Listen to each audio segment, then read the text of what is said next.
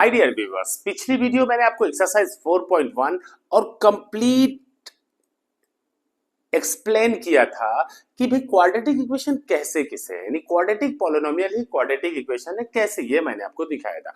इस एक्सरसाइज में आपको पढ़ना है फैक्टराइजेशन मेथड। मेरी गारंटी, अगर 2 सवाल सीख लिया ना तो 2 लाख सवाल लगाओगे और पता भी नहीं चलेगा कब आंसर आ गया। गए नहीं कि घप से आंसर आ जाएगा। बताता हूं कैसे।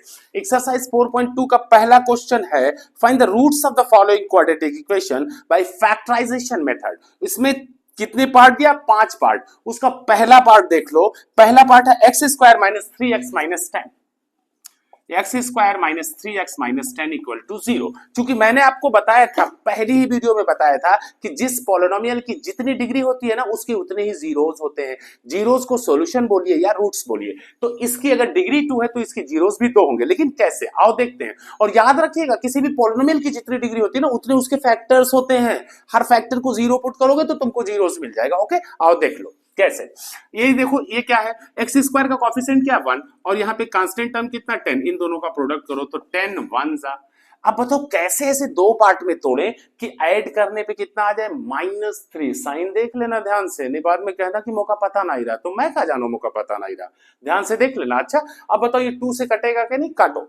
2 से इसको कटोगे तो 5, और जब इससे जिसको डिवाइड करोगे इसको मल्टीप्लाई करो तो 2 1 जा 2। अब देखो अभी भी 10 है ना, लेकिन 5 और 2 का डिफरेंस कितना आ गया? 3। और हमको लाना है -3, तो -5 प्लस 2 कर देंगे। नोट कर लो, x square minus 5x plus 2x minus 10 equal to 0। इन दोनों में x कॉमन ले लो बेटा, तो x से डिवाइड करोगे क्या हो जाएगा? x minus 5। इन दोनों में 2 कॉमन ले लो तो x माइनस 5 इक्वल टू 0। अब दोनों का कॉमन फैक्टर क्या है?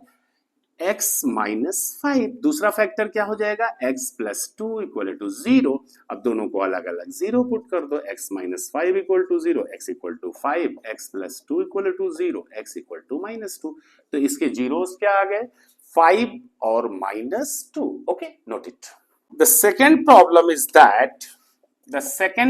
Is that 2x square plus x minus 6 equal to 0। बड़ी सिंपल सी प्रॉब्लम है, देख लो। फैक्टराइजेशन पूरी जिंदगी नहीं भूलेगा, याद रखना। इसमें कुछ करेंगे नहीं। x स्क्वायर का कोएफिशिएंट क्या है? 2। कांस्टेंट टर्म कितना है? 6। दोनों का प्रोडक्ट कर लो, 6 2 जा। अब चूंकि आपको मिनिमम, देखिए आप मिडिल टर्म क्या है? x का जो कोएफिशिएंट है वो 1। तो ऐसे 2 पार्ट में तोड़िए कि उसमें डिफरेंस कितने का आना चाहिए? 1 का। अब ये 6 और 2 में तो आएगा नहीं, लेकिन ये 2 से डिविजिबल है ना, 2 से इसको डिवाइड करो तो क्या हो जाएगा? 2 3 जा।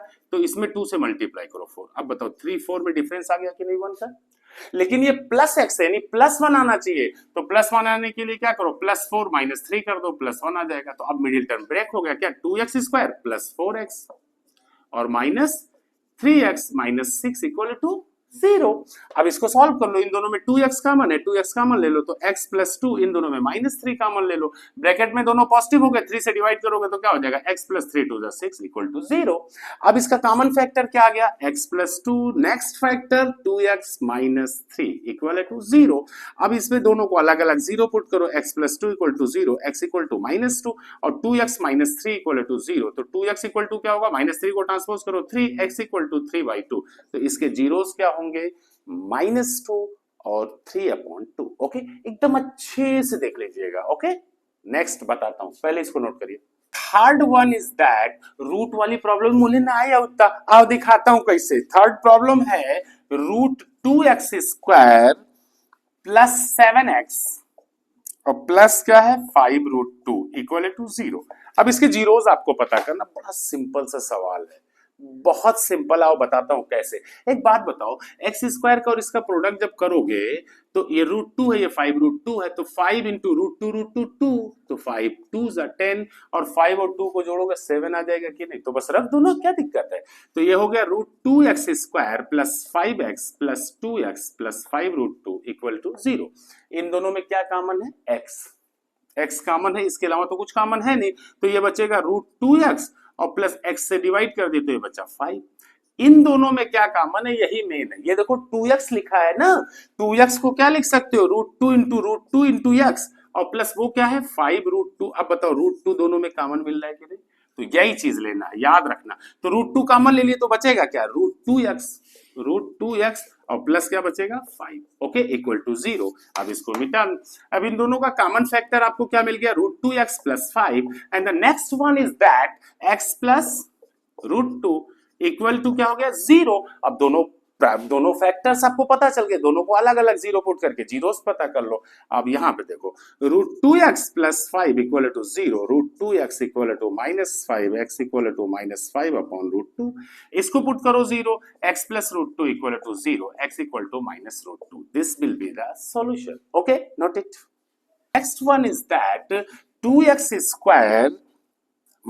- x + 1/8 इक्वल टू 0। बहुत डरते हैं भैया, इतना डरते फ्रैक्शन देख लेते जैसे लगता है किसी ने माउजर के सामने खड़ा कर दिया। मुझे दिल लागत थी, आप बताता हूँ ना, कुछ नहीं है। एक बात बताओ, इसका डिनोमिनेटर क्या, अपनी अपनी आंखों से देख लो। डिनोमिनेटर क्या है, 8 है, मल्टीप्लाई कर दो सबको ना, लिखो दिस इंप्लाइज दैट। अभी ना लिखे लागे अन multiplying by 8 on both side, वो कथा थे में ना ही हो, 10th में वो तुम्हारा एक स्टैंडर्ड है। दिस इंप्लाइज दैट, सिंबल्स के सहारे मैथमेटिक्स लगाते, लिखा ना ही जाता, हिस्ट्री नहीं है। अच्छा आओ, दिस इंप्लाइज दैट। अब 8 से मल्टीप्लाई करो, 8 2 16, इसमें करोगे -8x, इसमें करोगे तो 8 8 कट जाएगा। अरे भाई 1/8 × 8 का होगा, कट जाएगा ना, तो बचेगा क्या, +1 इक्वल टू 0 हो गया। अब देखो 16x² और यहाँ पे कांस्टेंट टर्म कितना 1, तो 1 × 16 का प्रोडक्ट क्या होगा, 16 1 16, इसको लिख सकते हो 4 4 16 और 4 4 जोड़ोगे 8 आ जाएगा। -8 लाना है, दोनों निगेटिव कर दो, तो 16x² - 4x - 4x + 1 equal to 0। इन दोनों में क्या कॉमन है भाई, 4 से तो कटेंगे ही, तो 4x ले लो, तो ये हो जाएगा 4x - 4x पूरा कॉमन ले तो 1 हो गया। इन दोनों में क्या करो, -1 कॉमन ले लो, कुछ कॉमन है नहीं, -1 कॉमन लो, क्योंकि 4x पॉजिटिव करना है ना, तो माइनस कॉमन लिया तो ये पॉजिटिव हो गया, 1 से डिवाइड करोगे 4x, और ये प्लस है तो माइनस कॉमन लिया तो माइनस हो जाएगा, 1 से डिवाइड करोगे 1 इक्वल टू 0। अब इनके दोनों फैक्टर, एक फैक्टर क्या हो गया 4x - 1, दूसरा फैक्टर क्या हो गया 4x -1 इक्वल टू 0। अब आपके पास दोनों फैक्टर पता है, अब आप यहां लिख सकते हैं 4x - 1 equal to 0, 4x equal to 1, so x equal to 1/4। ये क्या हो जाएगा 4x - 1 equal to 0, 4x equal to 1, so x equal to 1/4। यानी दोनों के दोनों जीरोस क्या आएंगे 1/4। Okay, note it. फिर लास्ट लगवाता हूं, लास्ट पहले का जो फिफ्थ पार्ट है ना, फिफ्थ पार्ट, इसीलिए मैंने आपको एक एक पार्ट लगवा दिया ताकि खूब अच्छे से सीख लो कैसे, क्या कैसे, याद रखिएगा। लास्ट पार्ट है 100x² -20x + 1 इक्वल टू 0। अरे यार कुछ चीजें तो दिखनी चाहिए, ऊपर वाले ने इतनी बड़ी बड़ी आंखें दी है, दिखता नहीं है क्या? ये तुमको ऐसे ही अगर देख लो तो दिखता है a² + b² - 2ab, a - b का होल स्क्वायर। आओ दिखाता हूं कैसे, देखो इसको लिख सकते हो क्या 10x का whole square -2 × a, 10x × b क्या हो जाएगा 1 और +1 का होल स्क्वायर इक्वल टू 0। ये तो सिंपल कुछ लगाना ही नहीं है। a - b का क्या हो जाएगा 10x - 1 का होल स्क्वायर, देख लो इक्वल टू 0, वही खुलेगा ना। लेकिन मैं आपको फैक्टराइजेशन करके भी दिखाऊंगा कैसे, आओ दिखाता हूं। तुम ऐसे ही करोगे तो भी कोई गलत नहीं, लेकिन देख लो 100 1 100, तो 100 को क्या लिख सकते हो 10 × 10, तो -20 लाना है, -10x और +1 इक्वल टू 0। इन दोनों में कॉमन ले लो 10x, 10x से डिवाइड करोगे बचेगा 10x, इसको डिवाइड करोगे बचेगा 1, -1 हो गया। इन दोनों में -1 कॉमन ले लो तो 10x - 1 इक्वल टू 0। एक फैक्टर आपको क्या मिल गया 10x - 1 and the next one is that 10x - 1 equal to 0। देखो दोनों सेम आए कि नहीं आए, तो ये 10x - 1 का होल स्क्वायर ही तो हुआ। अब दोनों को अलग अलग जीरो पुट कर दो, 10x - 1 equal to 0, 10x equal to 1, so x equal to 1/10। ये क्या हो जाएगा 10x - 1 equal to 0, 10x equal to 1, so x equal to 1/10। यानी दोनों जीरोस क्या आएंगे 1/10। तो मैंने आपको फैक्टराइजेशन अच्छे से समझा दी, इसके बाद भी कोई प्रॉब्लम आप कमेंट करो ना, I will just give you the solution. लेकिन एक एक चीज क्लियर हो गई। और my dear viewers, one thing remember that you must do, if you are getting benefits from this video, you have to share, subscribe and follow the channel. Okay, thank you.